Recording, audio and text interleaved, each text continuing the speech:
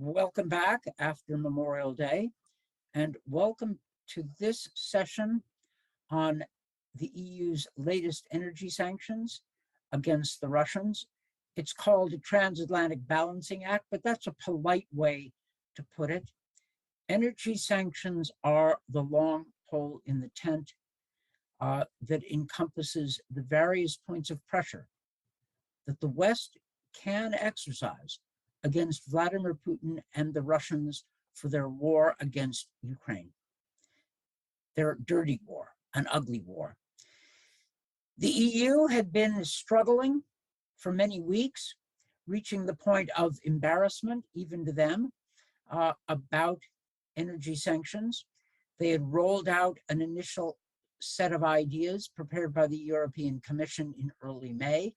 They had been hung up. The public press said they had been hung up by Hungarian objections, but in fact, there were other countries that had various problems.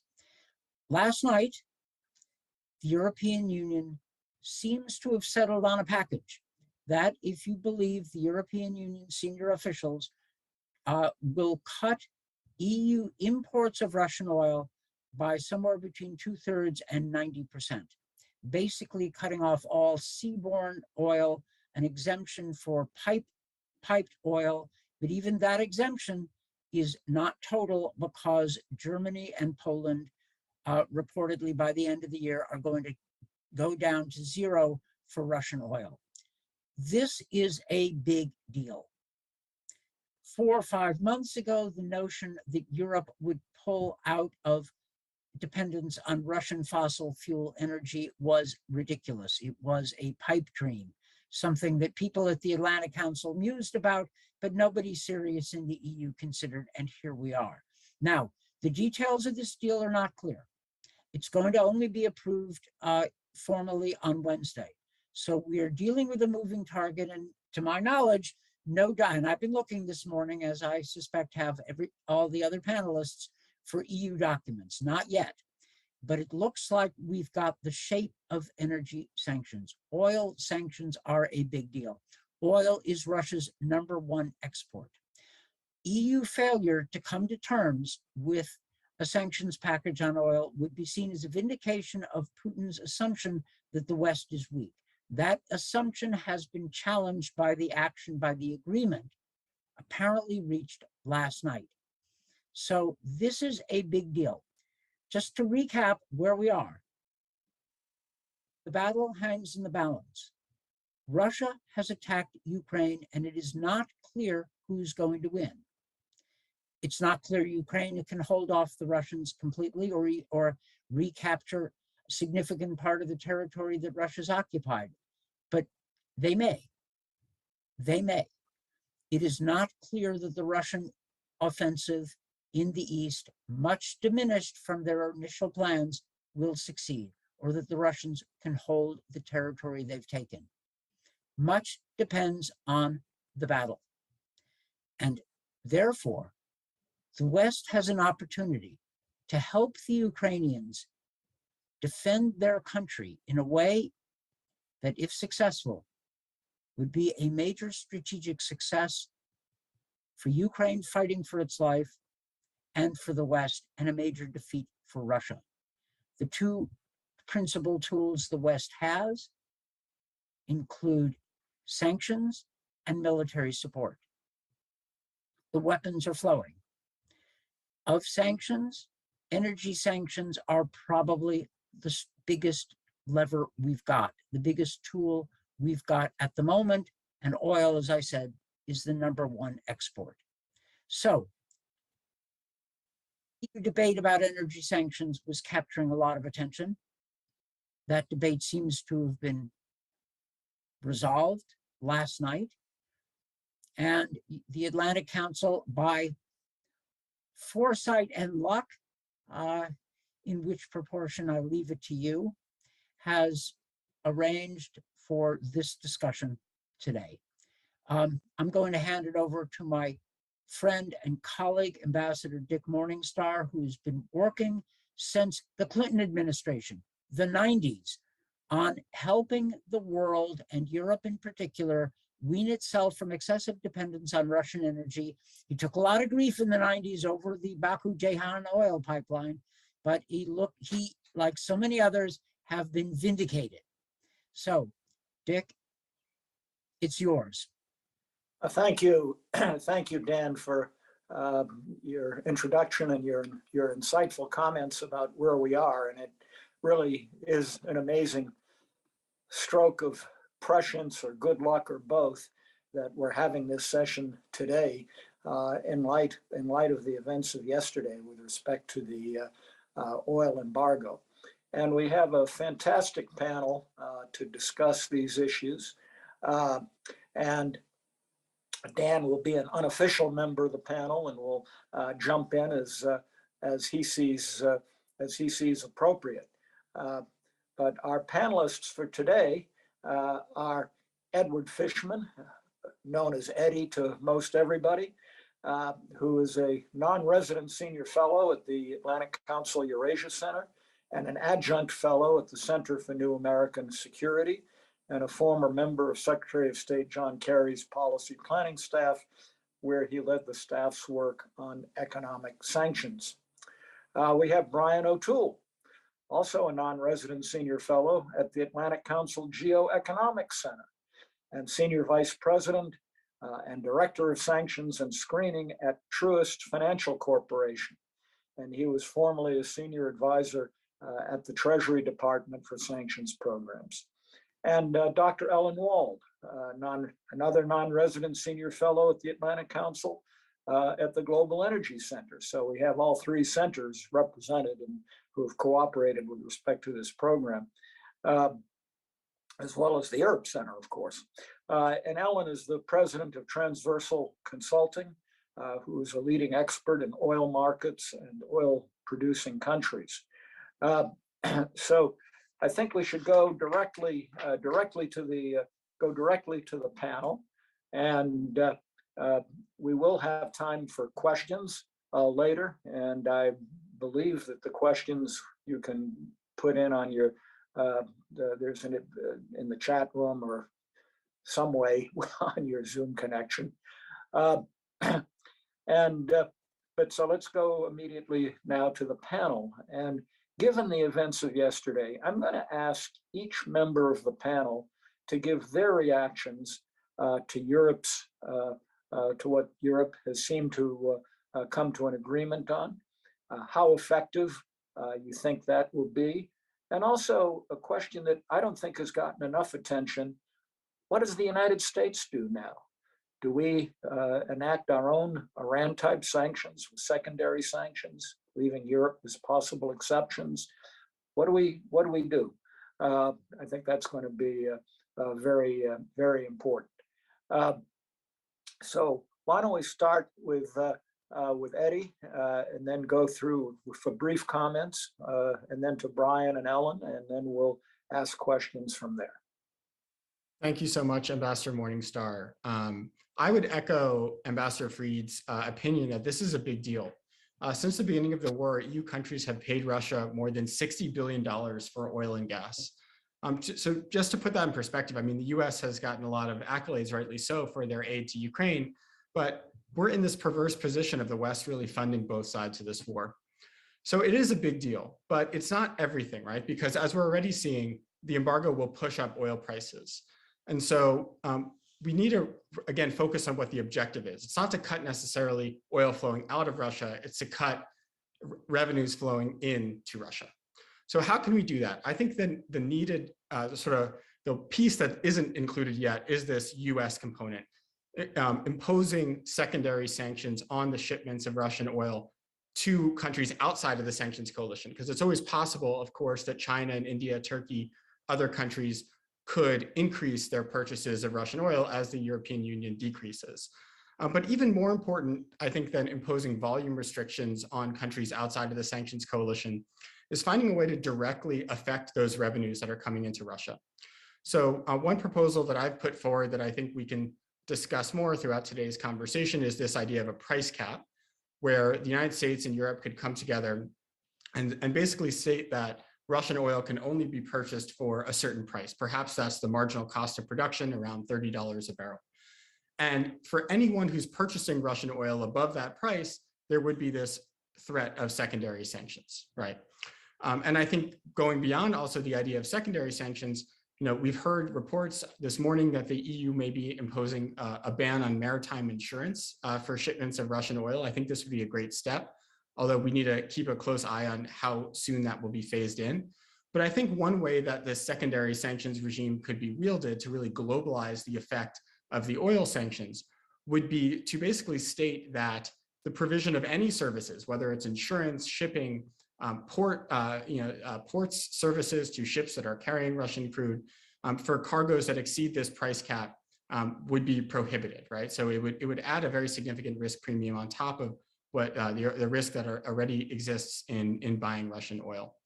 Another possible solution is the one that we tried against Iran. So, I think one problem that we often face when it comes to sanctions policy is we oftentimes are unfortunately not informed by past experiences.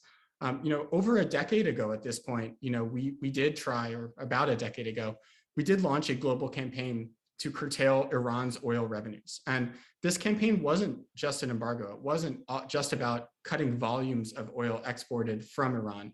It was really just as important, if not more important, to prevent Iran from benefiting from the revenues it was generating from selling oil.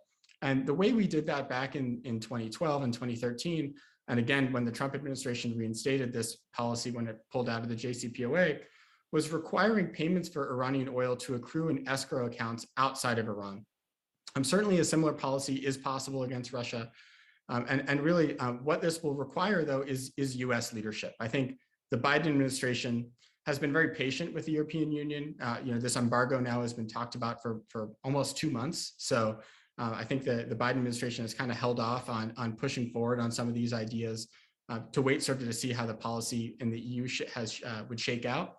Now that it looks like there is a deal in the EU, I don't think that we can rest on our laurels, because even with this embargo, especially if we see oil prices continue to increase, and I'm curious to hear Ellen and Brian's perspective on that, Russia could continue making a huge amount of money selling oil every day on global markets. So I think my quick summary is this is a very important move. I commend the EU for doing it, but it should just be the first step. It should certainly not be the last. Okay, thanks, Eddie. And I'm going to come back with, a lot of questions, and I'm sure people in the audience will, based on your comments. But first, let's go to Brian and then to Ellen and get their reactions to what's happened. Thanks, Dick, and a pleasure to be here. Just a quick topper for me is that I speak only in my Atlantic Council behalf and not on behalf of my bank. I agree with everybody too. I think this is a very, very large step, an important step to cutting revenue to Russia as they finance this war. And I think most importantly is it's not necessarily the war financing itself, because I think we need to be careful when we're talking about the impact of sanctions to not overstate the effect they're going to have militarily, which I think is quite limited. But more importantly, the longer term prospect of sanctions, as Biden announced when the US first imposed sanctions over this kind of latest conflict. These are longer term sanctions meant to isolate Russia and Vladimir Putin from the global economy, from the global sphere. That's what these are geared towards. And the somewhat amazing kind of acceleration of sanctions, right? The Central Bank of Russia's foreign exchange reserves were sanctioned within the first couple of weeks of the war.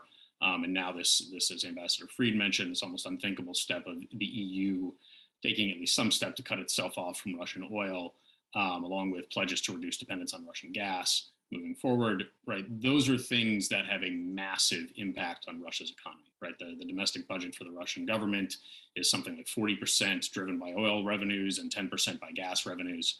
Cutting those off alongside the other measures that have been put in place will have a major effect. And I think it's important to note in light of these sanctions that the Central Bank of Russia has done an admittedly impressive job of holding the economy together with kind of duct tape and bubble gum, right? They have stopped capital outflows. They've raised interest rates. They've halted all market trading, essentially, with the exception of buying shares of 10 companies. So it's completely an artificial economy, a Potemkin economy, if you will, and really needs kind of one good shove into collapse. Whether this reduction of two-thirds two-thirds of oil imports into the EU will be enough to push it over the edge and kind of show the real weakness in the Russian economy is up for debate, I think. But that's the important piece of this for me on the broader perspective of how Russia's economy fits, how Russia is managing its economy in a wartime crisis and on a footing where the rest of the world is trying to ostracize its leader and its economy from the global order. So that is a really important piece. The next, as Dick and Eddie have talked about, is what is the U.S. reaction to this? I'm not sure that I latch on to Eddie's idea of price caps and enforceability. I think that as a practical matter is going to be extraordinarily difficult, if not impossible, to put in play. What I think the U.S. is likely to do is try to reinforce the sanctions that the EU is going to approve this week by making sure that those barrels don't find their way elsewhere.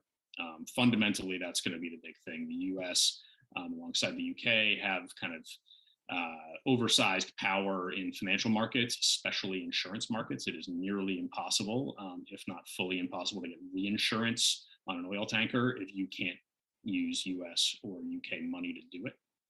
And most ports around the world will not accept ships, oil ships, cargoes especially, that do not have reinsurance. It's hugely dangerous to do that. So I think that's going to be the big key for me is what the US does to reinforce this. Are they going to use secondary sanctions constructs and try to borrow some of the lessons from Iran a decade ago and in setting kind of a significance threshold of, India, you're importing X today. If you go above that and try to backfill what the Europeans are cutting off, we're going to come after you with secondary sanctions. I think that's more likely going to be the message from Washington and London as well, but I think it remains to be seen. Thank you, Brian, and let's hear from Ellen.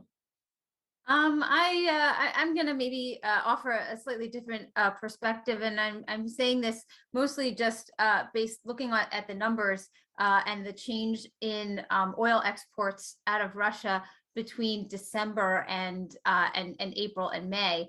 And I'm no expert on the Russian economy, and so I'm not going to try to even say what I think it would take to cause an economic collapse. But if you look at Russian oil exports, the EU isn't all that significant of a component. I would say the most significant component are exports to the Netherlands, but really China is Russia's most significant buyer of crude oil. And if you look at what we had in December, their exports, and you compare that to where we are now, there's been a really interesting and significant shift in the market and how Russia has changed its flow of oil since then. The real noticeable changes, I'd say, between December and April are that Sweden, Poland, Lithuania, and Finland have dropped off their imports of Russian oil tremendously. Some European countries did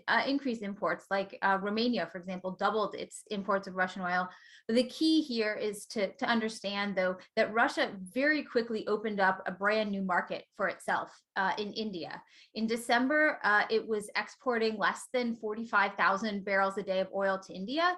And by April, it was exporting more than 700,000 barrels a day to India. And that has been maintained. So it's Russian exports to India are about 18% of their total seaborne exports. It's also increased exports to China, but I think India is the real change in policy. And if we're going to be talking about any kind of secondary sanctions or kind of Iran-style sanctions, and then India is going to be key to get on board here. And it took a lot of pressure to get India on board with the Iran sanctions. India imported a lot of oil from Iran. It was very close, obviously, to Iran, and it really did cut its exports really down to zero with a lot of pressure from the Trump administration. Can you ask India to do that again when it comes to Russian oil? Now, I'm no expert on this, but it seemed like Trump and Modi were pretty close. Is Modi that close with the Biden administration? I'm not that sure of that, and it may be that the economic situation at this point, with oil prices being so high, it may be impossible for India to really cut out its imports of Russian oil now that it's shifted there. So, and I think that China is probably a lost cause with that. And China has also become quite adept at getting its oil from various places and eluding sanctions. So there's a lot of techniques that it learned from Iran that it could also employ with regards to seaborne imports of Russian oil. They also import a huge amount via pipeline that simply that there's really no way to touch that. And so I just question whether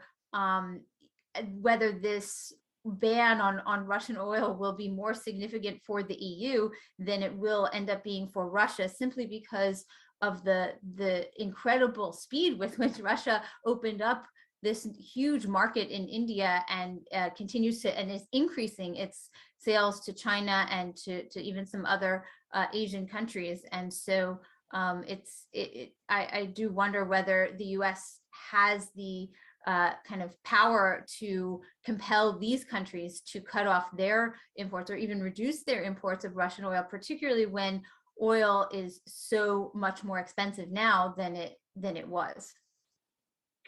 Thank you, Ellen. I'm glad you made the comments that you did, because you're raising a skeptical voice vis-a-vis the prior comments, and there are already a lot of skeptical voices in the Q&A. In fact, one member of the audience has already put in about 5 or 6 questions. I don't know that I'll be able to digest all of them, but I think we ought to go back to Eddie based on the skepticism. One very direct question came from David Goldwyn, who's the chairman of our Energy Advisory Group, and he asked the question, which I think you've asked, Ellen. How do you enforce secondary sanctions against India and China? Is this a different situation? Is this a different situation than Iran? What if they just say no? And the other question I would ask Eddie is on the price cap question, as well as other possible mechanisms like escrow accounts and the like. What if Russia basically just says no? And won't export oil under those conditions? And if they use that as an excuse to cut off gas, how do you see these kinds of risks? Is there downside to our trying? And what do you think the likelihood of success is? And then I'll ask the other panelists to also comment. Well, a lot to digest there, Ambassador Morningstar. Right. I'll do my best. Look, I think that I do think that if we were to try to do the exact same playbook, the Iran playbook, which is, to be clear, what that did was it told China, India, and others that if they didn't decrease their volumes of oil that they purchased from Iran every 6 months, that we would impose secondary sanctions. I think if we tried that this time against India and China, there's of course a risk of failure, right? Especially with tight oil markets. So, and also not only is there a risk of failure, but this isn't going to impact Russia in anything like the near term, right? Because this would be more of like every 6 months asking them to decrease their volumes of Russian oil imports. So I actually don't think that's the right solution here. And I think going back to what I said in my sort of first comment, the goal really isn't to cut volumes going out of Russia. I'm fine if Russia exports, continues exporting 8 million barrels of oil a day, whatever.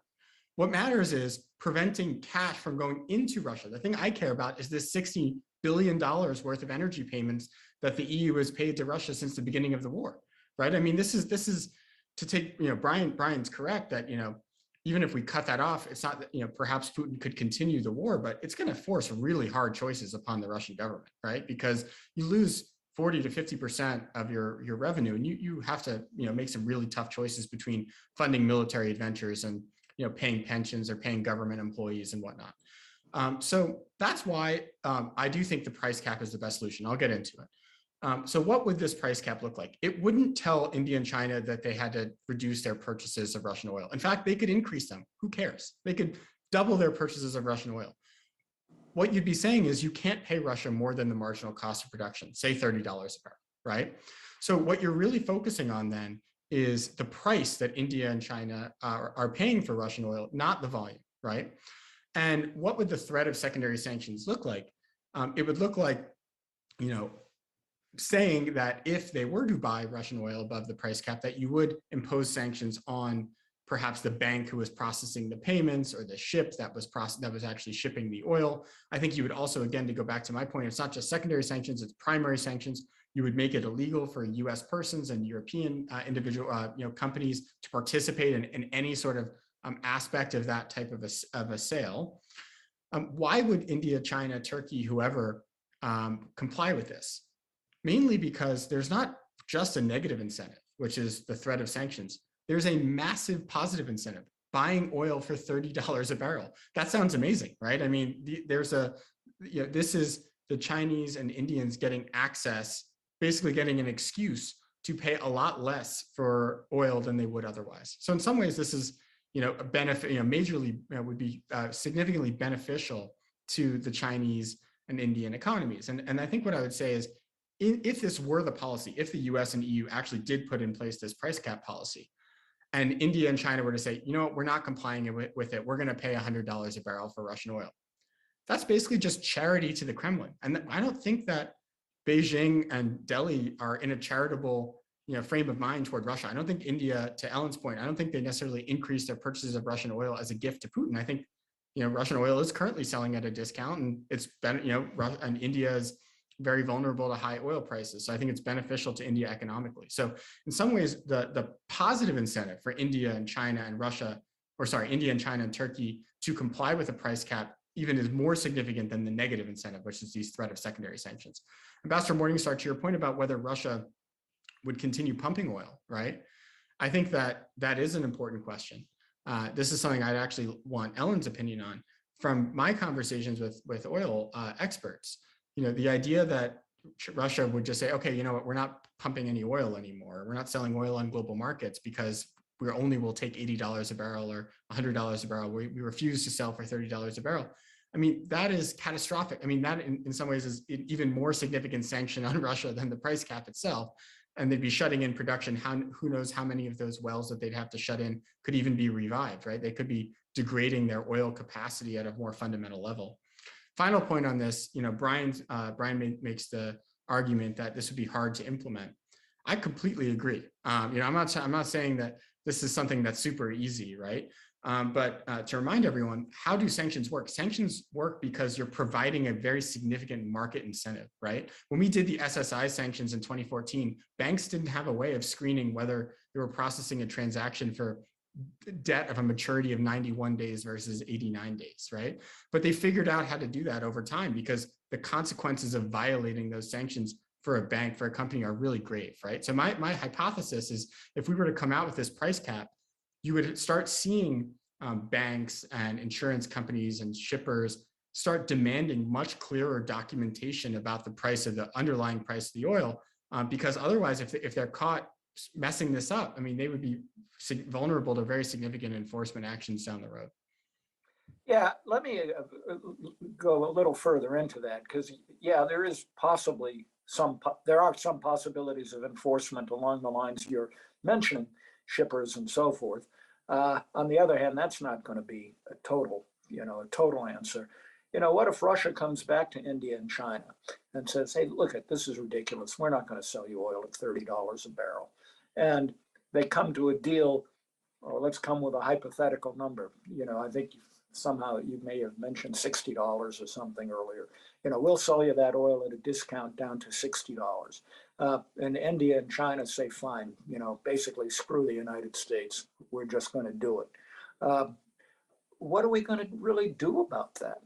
And Russia still gets significant revenues. They get revenues even at $30. It covers an awful lot of overhead, which does allow their pumps to keep pumping, or their oil to keep being pumped.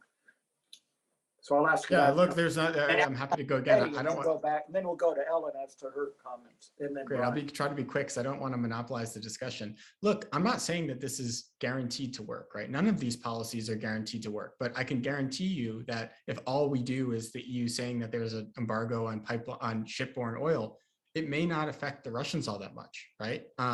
In that, and to Ellen's point, you're seeing Russia find alternative markets. Oil prices are going up. Remember, the cash that's going into Russia is a function not just of the volume of oil they're shipping, but also the price. So even if they're shipping marginally less, if the price goes up by a higher percentage, they're actually making just as much, if not more money than they were previously. So there's, of course, Ambassador Morningstar, a possibility that this would work. Maybe you don't get China and India to go all the way down to whatever cap we're setting. Maybe that actually militates in favor of a more conservative cap, a $50 a barrel cap or something.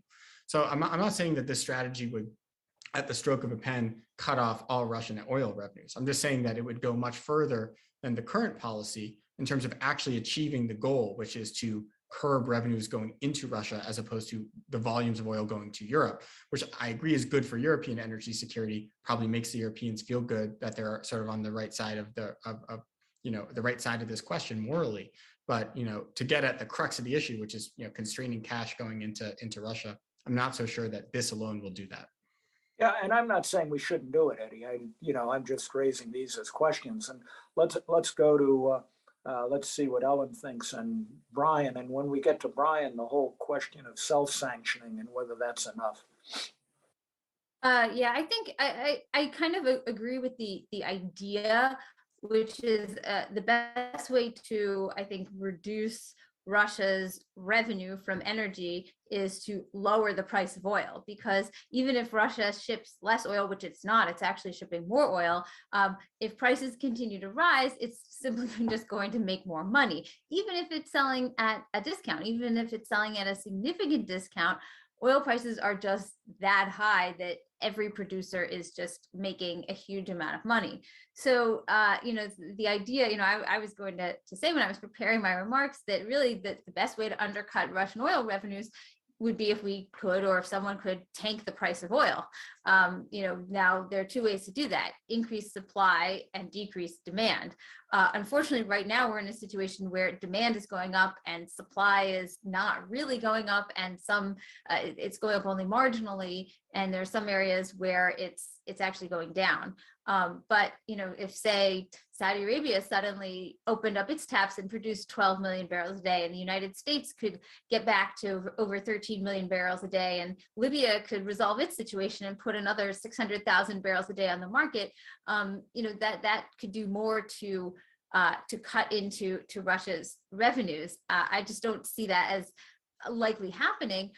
What we're talking about is really kind of artificially trying to set the price of oil to convince these countries to do that. I think you'd probably have an easier time convincing India to do something like that than China, simply because India is a new market for Russia, essentially, or at least the amount that India is buying is a new thing. Whereas China has, there's a pipeline that goes directly between Russia and China. They've probably got, set contracts for, with certain prices and things like that going.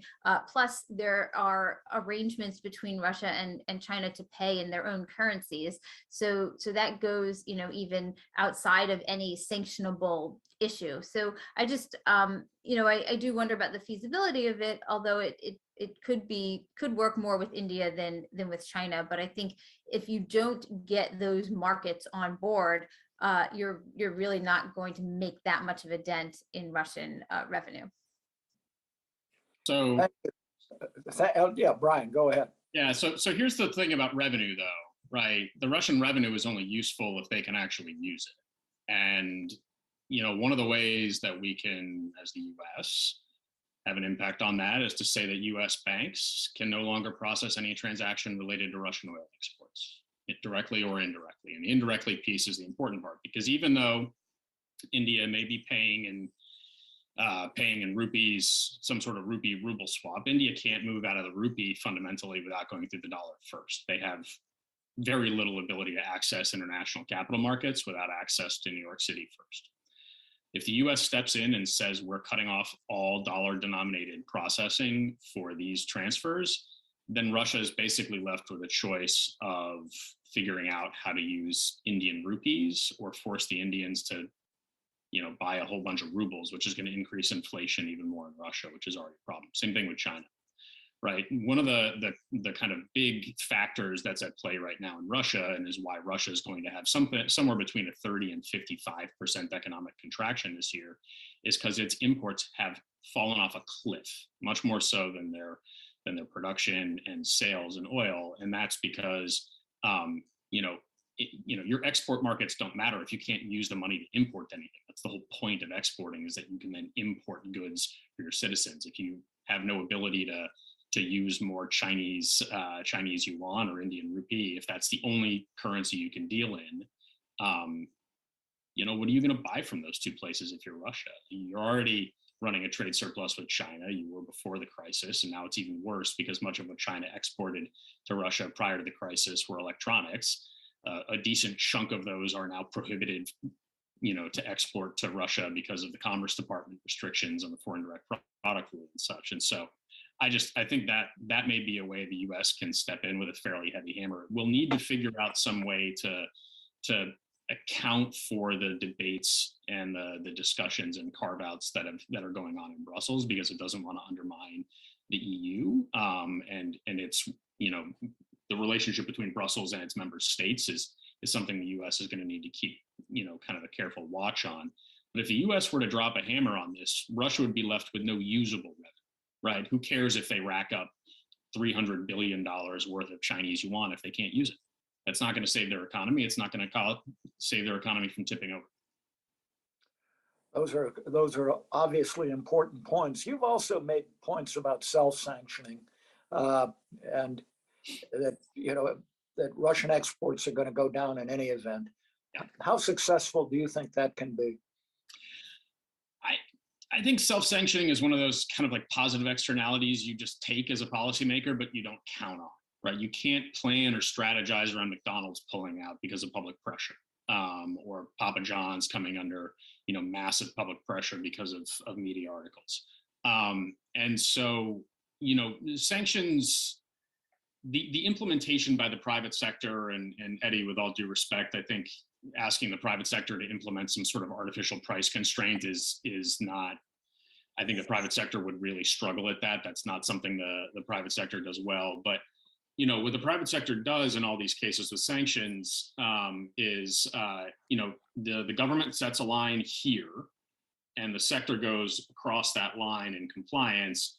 And then it steadily works its way back to what it is over a longer term, right? That nobody wants to take the risk of getting caught on the backside of these things. So there's always this kind of regression in the impact of, say, self-sanctioning. And we saw this in 2014. Dan, you can recall, and Eddie, I'm sure you were in at least a few of these discussions around sovereign debt issuance by the Russians, right? It was not prohibited. The rate at which the Russians could issue in 2014 spiked dramatically, even though it wasn't prohibited.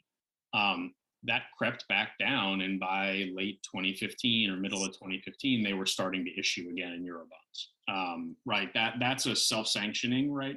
The private sector said, nope, we're not touching this. And then that kind of steadily regressed back towards what the letter of the sanctions were, rather than kind of planning for the future. And I think that's an important component to keep in mind with where things are now with these self-sanctions. If this is all it is from here on out with the Russians, these set of sanctions, there's going to be a reversion. The pressure will decrease unless there's action taken to kind of reinforce some of the self-sanctions. Eddie, do you have any response to what Ellen and Brian have said, or you just say, well, hey, we ought to be doing these things because, what's the downside? Yeah, I mean, I agree largely with what both Brian and Ellen said. And I think that we have to go into these types of policies with humility, right? When we imposed the global sanctions on Iran's oil exports, including requiring the payments to go into escrow accounts, we'd never done that before, right? There was a chance of failure. I was part of the team that implemented the Iran secondary sanctions, and my portfolio at the time was Asia, right? So I was one of the people who had to go out to Asian countries and talk to them about stopping doing business with Iranian oil and shipping sectors and whatnot. And it wasn't even when we were involved in it, we weren't even sure it was working, right? It's only really with the benefit of hindsight that we saw that, wow, Iran's oil exports really did go down by quite a bit. And, we did actually succeed in locking up tens of billions of dollars of their oil revenues outside of the country, right? Was there slippage? I'm sure there was, right? These regimes are never perfect. I think that the biggest risk we run here is, again, complacency. It's saying, look how hard this was for the EU to get this over the line. Let's just be satisfied with it, right? Because ultimately, to Ellen's point, Russia actually did pivot its oil sales quite quickly. I mean, last year, I think they were selling, almost 700,000 barrels a day to the United States, right? And that's went to zero really rapidly, and they, seems to have toggled up just as quickly selling to India, right? So, oil is a commodity. You can put it on a ship; it's relatively fungible. So I think we need to do something, right? Whether it's a price cap, whether it's just, the escrow account arrangement is another one that's possible. You just say, okay, you can keep paying Russia for its oil, but you can only pay into a Chinese, into an account in China or account in Turkey, right? That's what we did against Iran. You could do that even without the reductions, right? You wouldn't have to necessarily require the volume reductions, and you could still require the payments into escrow accounts. And to Brian's point, that really even further constrains what Russia could do with its funds, right? There are the other final point I'll make, and before handing it back over, is there's also a whole range of just primary sanctions that the United States has not yet done that would really be significant against Russia's oil sector, right? Has anyone heard of Rosneft, right? It's the largest oil company in Russia, one of the largest oil companies in the world. They're not under full blocking sanctions yet, right? The US could impose full blocking sanctions on Rosneft.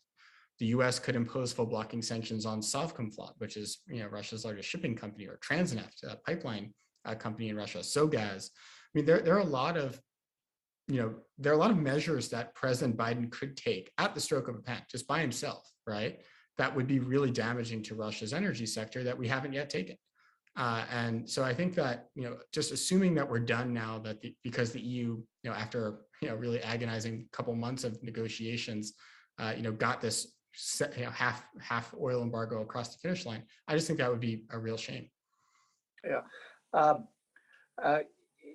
One of the questions, I guess, that also would come up, and Dan actually sent a message saying he'd like to jump in and talk a little bit about the overall European context, is would Europe go along with this? And how important is it that Europe goes along with this? Is it enough that we would have exceptions for European countries? Maybe even Hungary, although that would make me go nuts. But in any event, so how would Europe, do you think, look at this? And what about the gas threat? What would happen in Europe if Russia said, well, yeah, you go along with this, you agree to this, or the US does this, you're not going to get any more gas? Eddie, I'll ask you and then go to Dan. Yeah, sure. So my view on this, I think, might be a little different from others, but I'll, because as Ambassador Fried and Brian know, we were three of the people involved in building the relationships with the European Union that are still active today, right? In terms of imposing the sanctions on Russia. My view has always been and continues to be that a little dose of U.S. unilateralism doesn't hurt, right? And I don't say We've done that before. Yeah, and look, I think sometimes the Democrats are too afraid of it and the Republicans are too gung-ho about unilateralism. I think that there's a healthy balance, right? That if we sit around waiting for the Europeans all day, we're never going to do anything, right? And I think that that's a real problem, and one that thankfully was overcome this time, largely because the egregiousness of Russia's war built political support in Europe that I think none of us really foresaw, right? So the Biden administration wasn't put in the position of having to kind of wage a unilateral sanctions campaign against Russia. But I think when it comes to the oil issue, this is the long pole in the tent, as Ambassador Fried commented. I think that's a really great way to phrase it. And if US taxpayers are committing $40 billion to aid Ukraine and help them against their war against Putin, but then we're allowing other countries to use the US financial system to pay Russia more than that for its oil and gas, it just seems self-defeating, right? It doesn't make sense to me. It doesn't compute clearly there are members of the EU that would like to see a heavy dose of US unilateralism, right? I mean, I think if we were to go in and say, look, congrats EU on your deal, we're not allowing payments for Russian oil anymore. When we're not going to distinguish between pipelines or shipborne transport. Sorry, Hungary. Do you want to be sanctioned by the US? Feel free. I mean, would Hungary be upset? Sure. But how would Poland feel? How would some of the other countries would probably applaud the United States, right? So I don't think we can use Viktor Orban as the lowest common denominator. And I think that US taxpayers owe a response from the Biden administration on that. If we're going to commit our hard-earned tax dollars to supporting Ukraine in this war, but we're still going to allow Hungary to be paying money to Russia through the US financial system? I mean, it just doesn't compute. So I think a healthy dose of unilateralism would be welcome. I think some EU member states, namely Hungary, would kick and scream, but ultimately I think it would get through it. And by the way, just one quick aside here, when the Trump administration pulled out of the JCPOA and reimposed sanctions on Iran, no one in Europe was happy about that, right? But it worked, right? I mean, it completely cratered Iran's economy, right? So it worked from a purely sanctioned standpoint. So I think if the Biden administration were to go a bit unilateral here, you wouldn't have nearly the same type of antibodies developed in the EU. You'd only really have Hungary and maybe a couple others complain, and you would have a really significant impact on Russia's economy and the broader sort of military campaign. Well, I think we're clear as to your views, Eddie, and you make a very strong case. But Dan, why don't you jump in with what the comments you wanted to make, and then the other members of the panel, I'd like to hear your response to what Eddie just said. I think this discussion has highlighted one big thing, that the EU sanctions, important as they are not enough by themselves. Okay. Ellen Wald makes that case just, flat out, and she's right. So the bad news is the European Union decision isn't going to solve the problem if you define the problem as taking money out of Putin's war machine. Okay, that's what this is about, as Eddie said. The good news is, I think the Biden administration understands that and has been thinking about how the US can backstop, supplement the EU efforts with actions of its own. And I think, and this is based on my conversations with the Germans, with others, I think the Europeans are, or most of them, ready to see the US play this kind of role. Now, Eddie was breathtakingly frank, but I wouldn't lead with the phrase, a little bit of US unilateralism helps. My phrase would be, you coordinate US national action with the European Commission. You discuss it with the key players. And the Europeans don't have to sign on to what we're doing, but they should know about it and be comfortable with it. There were basically two streams of potential US action that we've heard in this discussion so far. One of them is what Eddie was talking about, is a price cap. I have heard European governments talk about the price cap with a lot of sympathy. Some of them like it. Also, tariffs is something the EU was talking about. Price caps are out there as a notion. I don't think if the US went down this road, the Europeans would squawk. The second set of potential US measures, and these are not mutually exclusive, is outlined by Brian, which is deciding what line you're going to draw. And if a third party crosses that line, you mess with their ability to finance oil sales using the US dollar. None of these is perfect. All of them assume a degree of risk. But remember why we're having this discussion. It's because there's a major land war going on in Europe right now. A war that we don't want to see Ukraine lose. We want to see Ukraine prevail. That's in our interest. A lot is at stake. And one's tolerance for risk does tend to grow when the bombs are dropping. Not on us, not yet, but on Ukraine right now.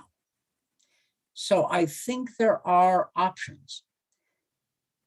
This is not perfect, clean, or easy. And those of us who have been in government before know one of the great dilemmas of policymaking is making decisions when your information is incomplete. And all the big decisions are made when information is incomplete. Okay. Smaller decisions are made when you've got complete information. Okay. Because you've got lots of time. The big decisions, you don't have a lot of time. And the Biden administration is going to have to decide how it wants to play this. But there have been discussions between the Biden administration and the Europeans on precisely the kinds of issues we're discussing. They're not starting from zero.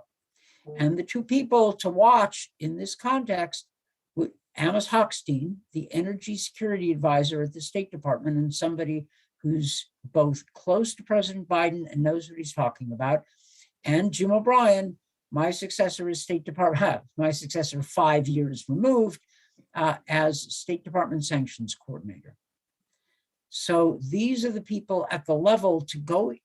They're high enough level to deal, with policy issues, but not so high that they can't dive into the details. These are the people who are going to be working these issues. And I think this discussion so far has outlined the challenge that the US and Europe face. But the fact that it's a challenge and that solutions are going to not be perfect and will involve a degree of risk is not an argument not to do it.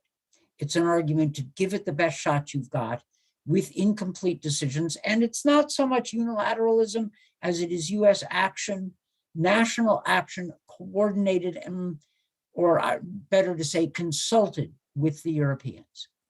Anyway, that's Thank you, Dan. Those are outstanding comments and really important.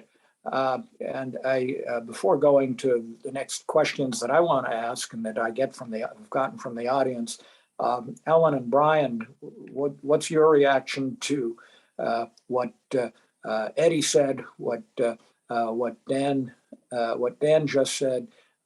Is this something that we need to do our best with and get moving on it? Because one of the things, Dan, I don't think time is necessarily on our side on this. If we're going to get the full benefit, we have to act and act soon. So, Ellen, if you want to start, and then Brian.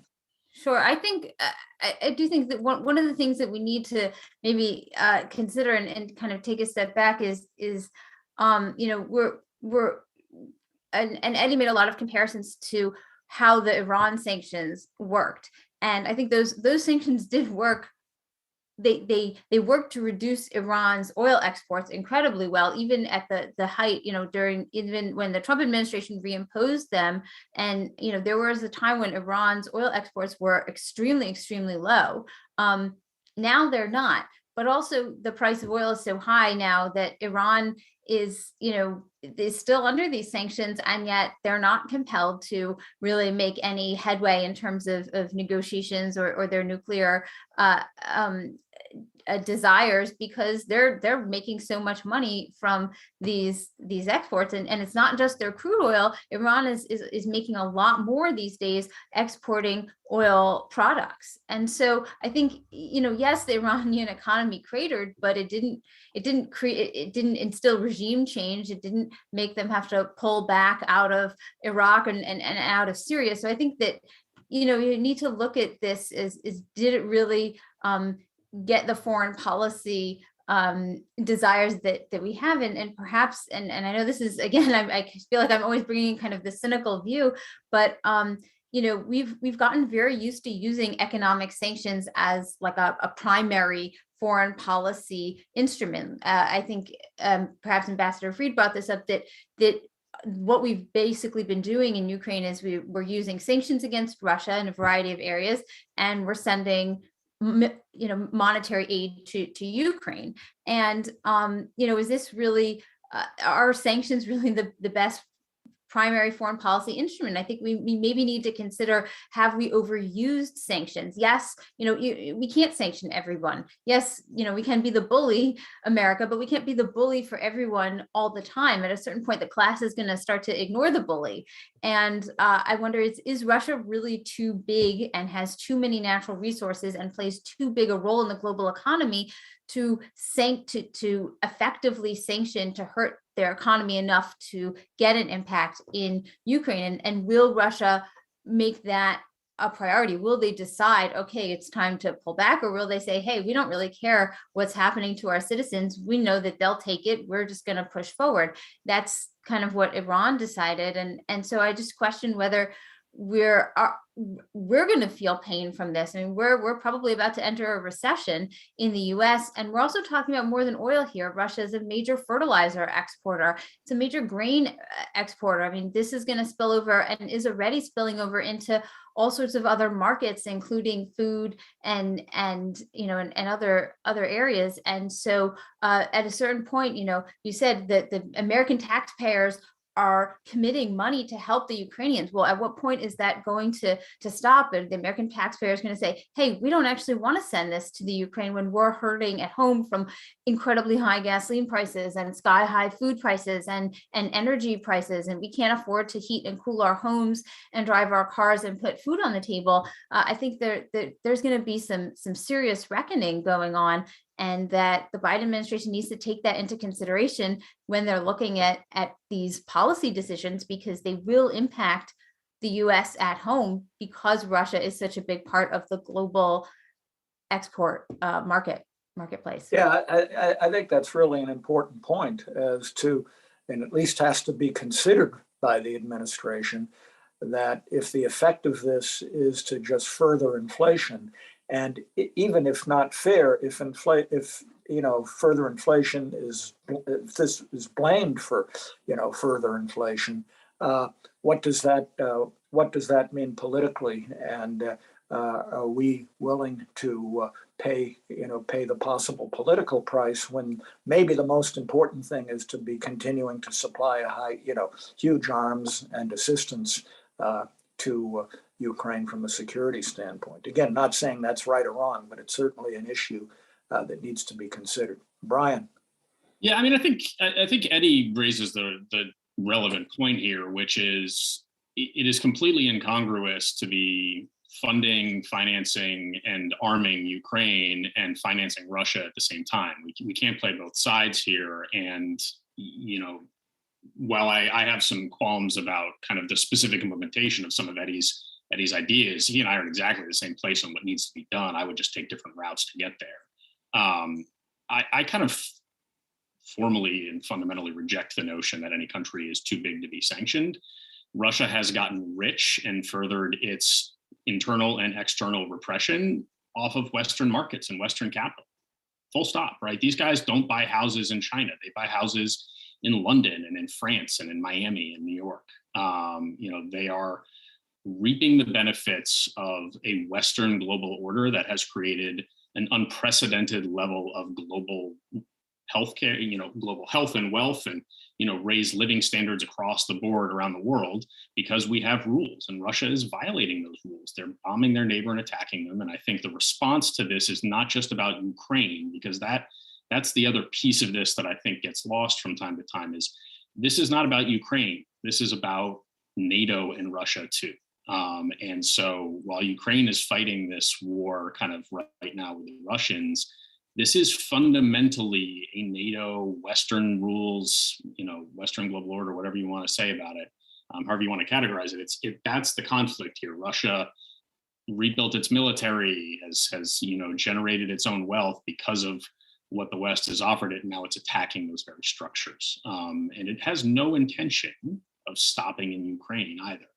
And that's, I think, where this has to be seen. And so I believe, the same as Eddie does, and I think others, that the U.S. shouldn't be funding or facilitating any of this. And I think taking those measures to cut off Russia would be appropriate, whether that's through sanctions against Gazprom Bank, Sovcomflot, Rosneft, some combination therein. If Hungary wants to pay in euros without trying to access dollars, it's welcome to try. But, that may well be where the administration comes out and would be in a reasonable position. And I think that all of this discussion around sanctions, as I said at the top, is very different from the battlefield discussion in Ukraine, but that the broader goals are still, that Russia should abide by or play by some of the rules, most of the rules that the rest of the West does if it wants to access the wealth that the West provides, and the capital that the wealth provides. And if they're not willing to do that, I don't see why the West should be willing to tolerate Russia carpet bombing its neighbor. It's interesting. It sounds if the three of you were a 3-judge Court of Appeals panel, it sounds like that there would be at least 2 of you with a majority opinion saying, yes, we should do something with respect to secondary sanctions. There may be differences as to what the mechanics would be and so forth, which would have to be worked out. It's a little bit unclear in Ellen's case whether it would be a dissenting opinion or a concurring opinion, but raising all sorts of issues and questions. But it is, it's been a phenomenal discussion so far. Let me raise our good friend Anders Osland raised an interesting question. He said that the number 2 officer at Lukoil in the last day or two said that Russia ought to cut its production by about 30%. That would bring it down to 7 to 8 million barrels a day, which would have an effect, could have an effect on price, might have other effects on the issues that that we're talking about. What's your reaction to if Russia did that? Is it a thank you, or is it a concern? I'd yawn at that, Dick. If I were sitting in the White House, in Peter Harrell's shoes or Amos Hochstein's shoes, I'd yawn at that, right? If they want to cut themselves out, the reason they're selling at a discount is because of the risk associated with buying their product and the risk of having Russia be a longer term supply, right? That's why that price discount is there right now for the Russians. If they want to further that, that's on them. Frankly, I'm not sure that would have much of an effect practically, would be my take on it. But Ellen may have very different ideas. Yeah, is there agreement by Ellen already? I think that the oil market would not appreciate that, because if they really are talking about taking, 2 to 3 million barrels a day off the market, that's not a situation that would be good for the current oil market.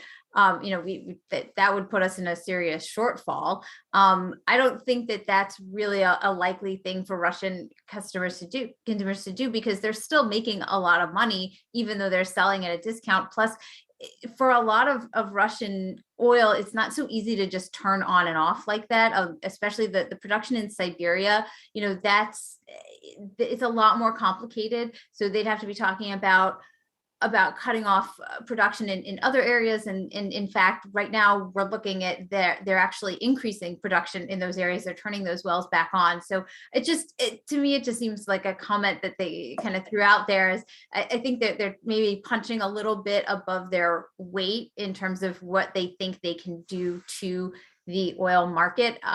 Remember that, in a tight market, that kind of 2 to 3 million barrels does make a difference. I just don't think it's likely a thing to do at this point, and it just seems like a kind of comment that, I don't even think the oil market took it seriously. Okay, Eddie, do you agree with all that? I do. Yeah, I agree. I agree with both Brian and Ellen. It's not a huge concern for me, but again, would just underscore that.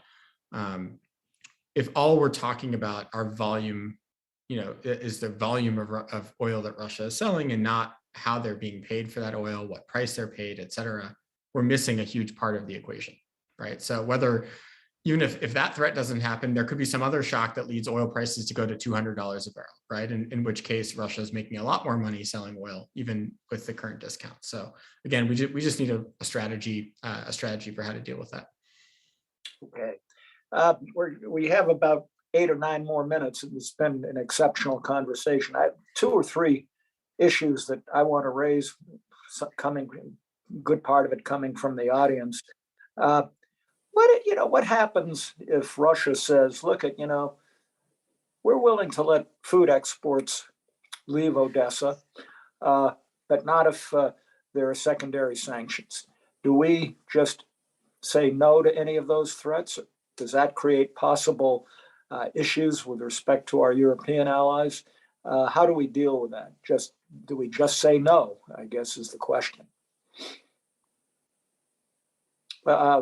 Doesn't matter who we start with. Okay, Eddie, I'm looking at you on the screen. So, all right, happy to go there. Yeah, I would be very very hesitant to start engaging in discussions with the Russians about easing certain sanctions or refraining from certain sanctions if they, at the threat of a gun, right? To say, we're not going to allow food exports out of Odessa unless you do X or Y. So my personal view would be not to sort of even engage in that type of a discussion with the Russians. I think that my view on how sanctions play into the sort of diplomatic area, right? Like are sanctions diplomatic currency? I think you really have to take your cues from the Zelensky government, right? The sanctions were imposed because Russia invaded Ukraine. And I think that if there are deals that Zelensky believes that he can strike with Russia that merit the relief of some sanctions, I think the US and Europe ought to listen to Zelensky. I think at the same time, though, to Brian's point, there is sort of this this underlying question, which is, I don't believe that there's any prospect of Russia being a constructive member of the international order so long as Putin is in power. And so there is, I do believe, a legitimate goal of sanctions of just degrading Russia's capacity to do harm, right? This isn't about regime change. I don't think that that's anything, I think that's a pie in the sky type of a thing to ascribe to sanctions, but just making it harder, forcing the Kremlin into more difficult choices about whether to fund its military machine or fund other domestic priorities, I think is really important. So again, that would be a good problem to have. That's only if Zelensky believes that he has some sort of a deal. But again, the other thing just to note is, even if there was some sort of deal between Russia and Ukraine, almost definitely sanctions relief would be phased in and conditional based on Russia verifiably implementing steps, right? So it wouldn't be, okay, Russian and Ukrainian negotiators signed some sort of deal and now sanctions are gone. It would be, okay, there's a deal that we believe, Ukraine is good with, and that, this wasn't sort of, extracted at the barrel of the gun. Ukrainians feel good about the deal. Would you then offer some sanctions relief if Russia actually did verifiably pull back? If Russia did, for instance, pay reconstruction costs to Ukraine? Some of these things are almost unthinkable. So I'm not saying it's likely to happen, but this is probably the scenario in which I would view sanctions as potential diplomatic currency. Okay. I think this is the Kremlin throwing spaghetti at a wall again. I mean, they've done this from time to time, right? They show up at Paris for climate talks and talk about how they're not going to comply with carbon reductions unless sanctions get lifted, right? I mean, this is the same thing. Call their bluff on it. They have compelling reasons to export food to places like Africa, especially places that have not kind of formally voted against them in the UN over the Ukraine issues. So, they bring this stuff up all the time, and it's just stuff that they throw up to see if anybody's going to. Do you agree with that, Ellen? Sorry. Yeah, I think that would be a huge escalation and basically amount to like some kind of economic warfare that we're talking about. And that's a much different phase, I think, than just sanctions. And I think that if you look at the way that they've reacted with the gas situation, that Gazprom has basically said today, we're not cutting any more flows to Europe, or we're not planning to do that. I think that there is definitely a hesitance on the part of Russia to curb, to kind of respond or to these things with, curbs in other areas. I wouldn't put it out of the question. I don't, I'm not going to pretend to be one of those like people who tries to get psychological insights into, what would Putin do? How far would he go? And that kind of thing. It just seems to me that based on the current, progression of things, that there are definitely limits to what Russia and how Russia will respond And so I don't think that that's a particularly likely scenario, though I would say that, I would hope that policymakers would at least plan for it, because it's certainly a possibility, and one that could have some fairly or somewhat devastating consequences for countries that, say, rely on wheat export or imports from these areas. And so it would hopefully be something that I hope policymakers are strategizing for in the event, however, perhaps unlikely, that it does occur. So let me ask you directly, Ellen, would you be issuing a concurring opinion with caveats, or a dissenting opinion to the views of Brian and Eddie?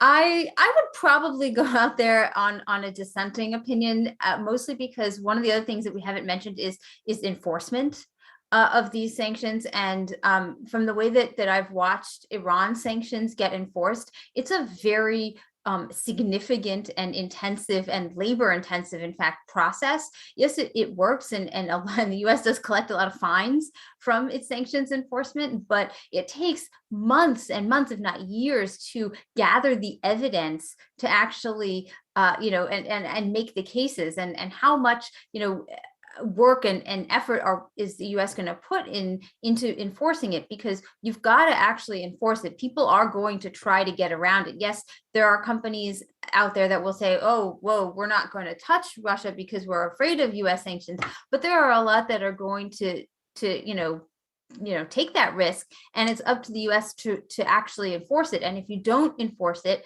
people know that.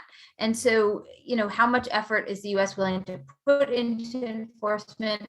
I think another issue that people often confuse is they think that sanctions mean an embargo, that the US will actually start, say, seizing ships of oil. And we have done that in some cases with Iran. Are we prepared to do that with Russia, or is that going to end up getting the United States into a sea war with Russia? And these are things that I think need to be considered. And so I might dissent with these kind of things in mind at this point. Great, good. We have 3 or 4 minutes left. I had 2 more questions that I wanted to raise. One is directly from the audience, and then maybe I'll raise those 2 questions, and you can all give whatever you want to say about it, and any closing comments you'd like to make. One is, we haven't talked about uranium. How much of a risk is that with respect to Russian exports and the need for Russian uranium with respect to nuclear power? Second, that is totally different, but I know, Ellen, you've been concerned about, is what do the Gulf countries and Saudi Arabia do? And any comments on that, whether, for example, the Gulf countries and Saudi would be willing to ship more oil to Europe and give up on some of its Asian markets if Russia started pouring oil into that. And then whatever closing comments, and then Dan said he'd like to make some closing comments, which we can end with. So again, since you're on the screen, Ellen, any comments on either of those? And then we'll go to Brian and Eddie and then Dan.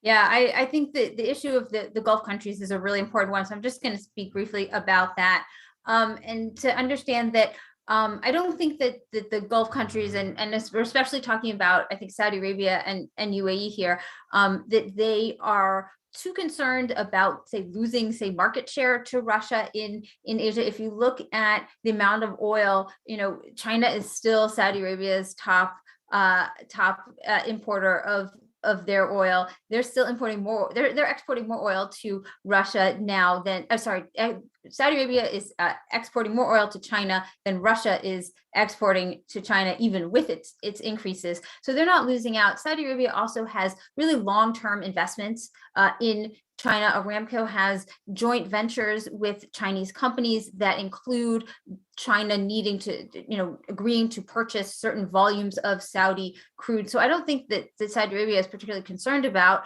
that. there's definitely cargoes on the spot market, though, that could be diverted to Europe. And, you know, the Saudis may be happy to snatch up more of those markets. Though, if you look at how, at least what's going there now, I think if you look at the May numbers, which are not complete, Saudi Arabia is still, their biggest markets are, they're still exporting lots to China, Japan, South Korea, India, Malaysia.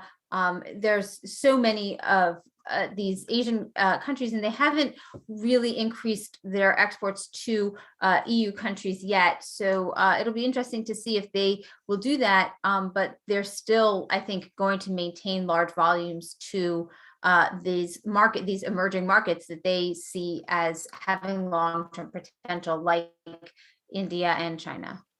Okay, any comments briefly on uranium or closing comments? I think uranium, honestly, is a we can walk and chew gum at the same time kind of issue. You know, we've carved out all sorts of stuff from sanctions over the years, and you know, I think the other big one with Russia is going to be the ISS that'll have to get dealt with at some point. You know, with rocket launches and all those, you know, shared spaces up there. So that, you know, I think there's a way to carve that stuff out easily enough and still have it work. You know, you can deal with countries and negotiate. I mean, we negotiated the JCPOA way back when in 2014 when we were sanctioning Russia, and there was threats of additional sanctions. And you know, the Russian objection this year, notwithstanding, the JCPOA got to where it was, not because of issues with Russia, but because of issues with Iran. So it's, you know, where interests align, they can be taken advantage of. Okay, any other closing comments? Brian? Or if you said enough. Nothing for me. I think we're a little over, and certainly want to make sure that Dan has a final word. He usually has good ones. Okay, Eddie, anything closing or on the other points that just came up? One final point, and this just is to pick up on what Ellen was talking about with respect to enforcement, because I hear this all the time, which is, why would we try something like a price cap or escrow, and you know, it's unenforceable, right? The honest truth is that, you know, sanctions enforcement is never perfect, right? There's always things that fall through the cracks. If there are enforcement actions, they're oftentimes taken years later, right? The question is, what will the practical impact be? And I think to the extent you impose any of these types of options that we propose today, it would significantly increase the risk of participating in any sort of oil transaction with Russia, which, if at the very least, would increase the discounts that are already required by Russia to sell its oil on global markets. So I wouldn't let you know, the perfect be the enemy of the good when it comes to crafting sanctions on Russia. Okay, good. Dan, let you make closing comments, and then I'll just do the closing administrative remarks. Ellen Wald made an important point. She said that the issue is, my words, not hers, but I think this is her point, and I agree with it. Sanctions enforcement requires effort. This whole policy requires effort. It's not cost-free, it's not risk-free. Resisting Putin's war against Ukraine has risks, and it has costs. I think the Biden administration is ready for it. I think they're ready to assume responsibility for trying to achieve a good outcome. I'm sensing that by the degree of sustained focus since early November on the part of this administration. I think they mean it. That doesn't mean Ellen's cautionary points are wrong. They're not wrong. But I think they mean it.